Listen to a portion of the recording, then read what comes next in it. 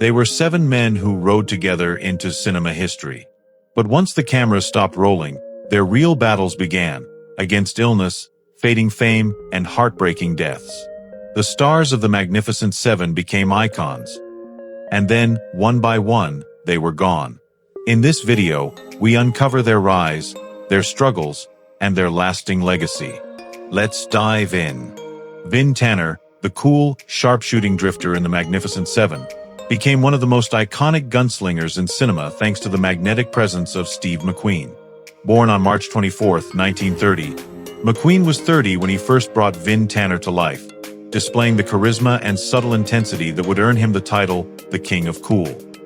His career soared with unforgettable roles in Bullitt, The Great Escape, and Papillon, making him a cultural legend. Sadly, Steve McQueen passed away on November 7, 1980, at just 50 years old, from pleural mesothelioma.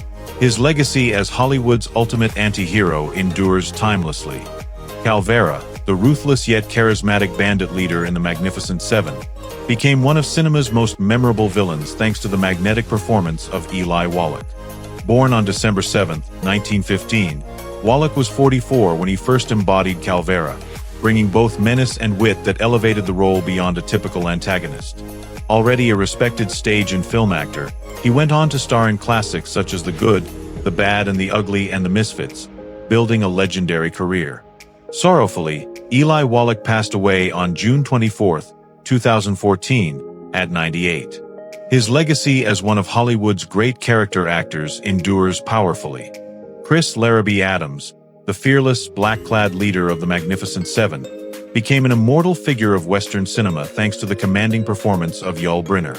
Born on July 11, 1920, Brynner was 40 when he brought Adams to life, embodying authority, mystery, and quiet strength. By then, he had already won an Academy Award for The King and I and dazzled audiences in The Ten Commandments, later adding the cult classic Westworld to his legacy. Regrettably, Yul Brynner passed away on October 10, 1985, at 65, by lung cancer.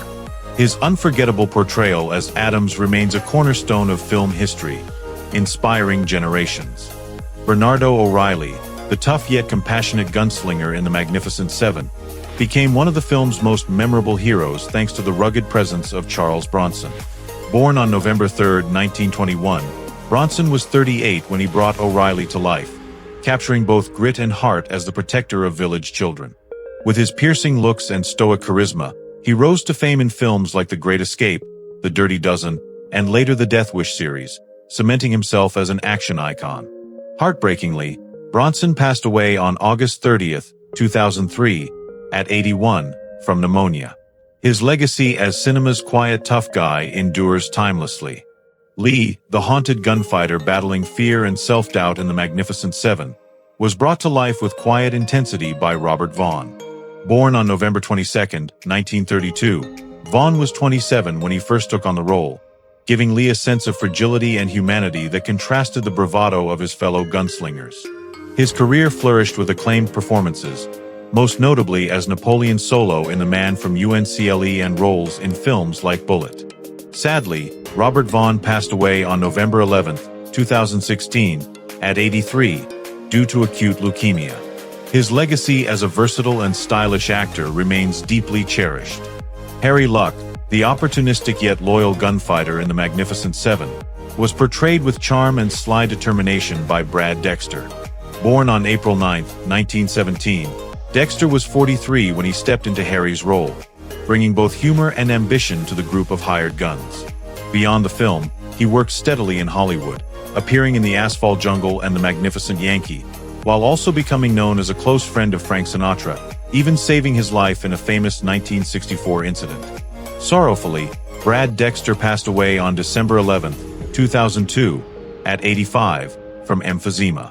His legacy as a character actor endures through his memorable presence in classic cinema. Britt, the quiet, lightning-fast knife fighter in The Magnificent Seven, became iconic through James Coburn's cool and effortless presence. Born on August 31, 1928, Coburn was 31 when he stepped into the role of Britt, impressing audiences with his subtle intensity and deadly composure. Over the years, he built a remarkable career spanning cowboys, action films, and comedies, with notable roles in The Great Escape, Our Man Flint, and Pat Garrett and Billy the Kid. He won an Academy Award for Affliction.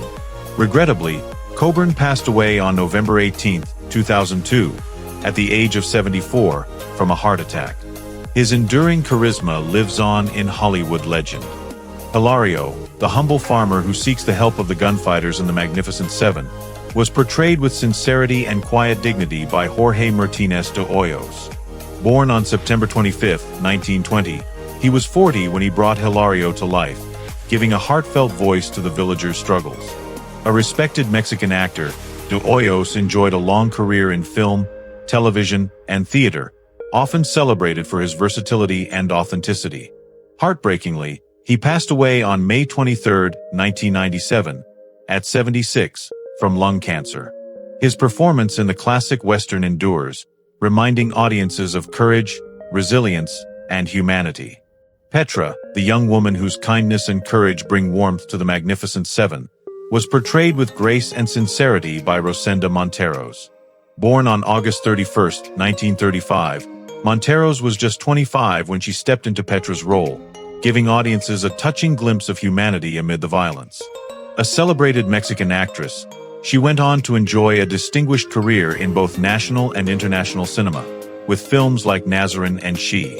Sadly, Rosenda Monteros passed away on December 29, 2018, at 83, from pelvic cancer. Her gentle yet powerful presence in The Magnificent Seven remains a cherished part of film history. The old man, the wise villager who urges his people to resist oppression in The Magnificent Seven, was portrayed with heartfelt gravitas by Vladimir Sokoloff. Born on December 26, 1889, in Moscow, Sokoloff was 70 when he stepped into the role, bringing a lifetime of stage and screen experience to the film. A seasoned character actor, he appeared in classics such as For Whom the Bell Tolls and Juarez, admired for his authenticity and depth. Sorrowfully, Vladimir Sokoloff passed away on February 15, 1962, at 72, due to stroke. His moving performance in The Magnificent Seven continues to resonate, embodying dignity, courage, and resilience. Sotero, one of the villagers whose struggle for survival drives the heart of The Magnificent Seven, was portrayed with sincerity and quiet strength by Rico Alaniz. Born on October 25, 1919, in Ciudad Juarez, Mexico, Alaniz was 40 when he took on Sotero's role, adding authenticity to the story of oppressed farmers seeking justice.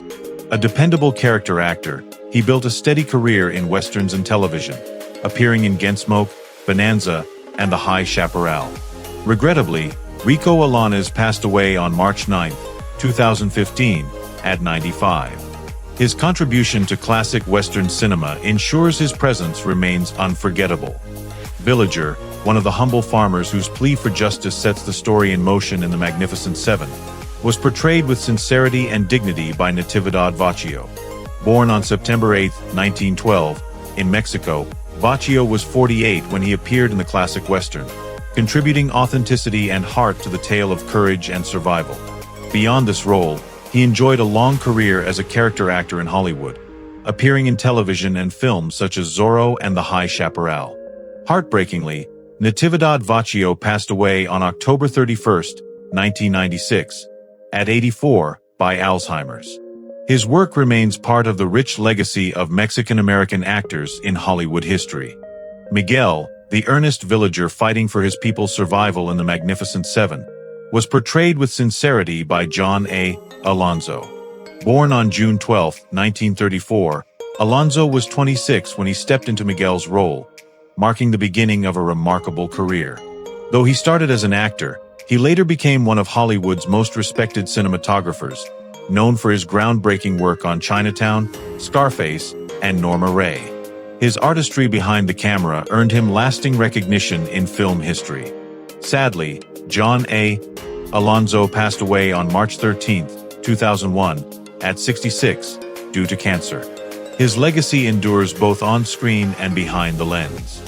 Villager, one of the desperate farmers seeking help from the gunfighters in The Magnificent Seven, was given humanity and quiet dignity by Enrique Lucero. Born on October 9, 1920, in Mexico, Lucero was 39 when he appeared in the film, adding authenticity to its powerful story of survival. He went on to enjoy a long and respected career in Mexican and international cinema, appearing in films such as Simon of the Desert and The Wild Bunch. Sorrowfully, Enrique Lucero passed away on July 9, 1989, at 68, from cirrhosis of the liver. His contributions remain a vital part of the legacy of Mexican actors in classic Hollywood cinema. Santos, one of Calvera's ruthless henchmen in The Magnificent Seven, was brought to life with intensity and menace by Valentine de Vargas. Born on April 27, 1935, in New Mexico, de Vargas was just 25 when he appeared in the film, delivering a performance that added grit and realism to the gang of outlaws. Over his career, he became a familiar face in both film and television, with roles in classics like Touch of Evil, Atari, and numerous westerns. Regrettably, Valentine de Vargas passed away on June 10, 2013, at 78, from myelodysplastic syndrome. His legacy as a versatile and memorable character actor endures in Hollywood history. Thank you for joining us on this emotional journey through the lives of these legendary stars. Their stories remind us that behind cinematic glory lie real human struggles and lasting legacies. Don't forget to like, subscribe, and share to keep their memories alive.